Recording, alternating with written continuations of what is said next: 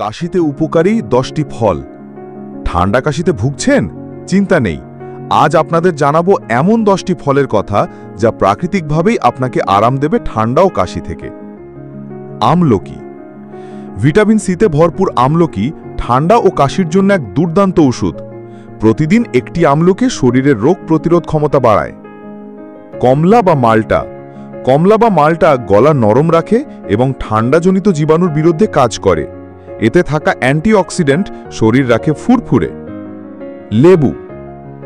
1 glass গরম পানিতে 1 চামচ মধু ও লেবুর রস মিশিয়ে খেলে কাশিতে আরাম মেলে। লেবু শরীরকে ভেতর থেকে ক্লিন করে। পেয়ারা। পেয়ারা শুধু খেতেই সুস্বাদু নয়, বরং ঠান্ডা ও গলার কফ পরিষ্কার করতেও দারুণ কার্যকর। বিশেষ করে মধু দিয়ে খেলে ফলাফল চমৎকার। আনারস। আনারসে থাকা ব্রমেলিন উপাদান কফ দূর করে এবং গলা পরিষ্কার রাখে। 1 কাপ আনারসের রসই হতে পারে আপনার প্রাকৃতিক কফ সিরাপ। বেল।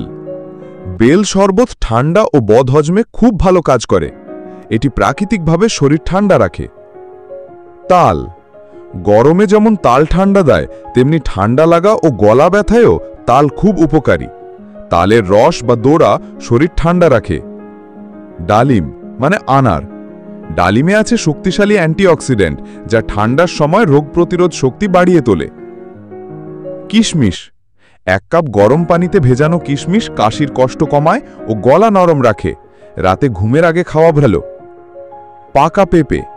হজম ভালো রাখে, দেহে ভারসাম্য আনে। পাকা পেঁপে ঠান্ডা ও কাশির সময় শরীরের জন্য খুবই সহায়ক। তো আজ থেকেই এই ফলগুলো রাখুন আপনার খাদ্য তালিকায়। আর ঠান্ডা ও কাশির ওষুধ নিন প্রাকৃতিকভাবে। ভালো লাগলে শেয়ার করতে ভুলবেন না। নতুন স্বাস্থ্য টিপস পেতে চ্যানেলটি সাবস্ক্রাইব করুন।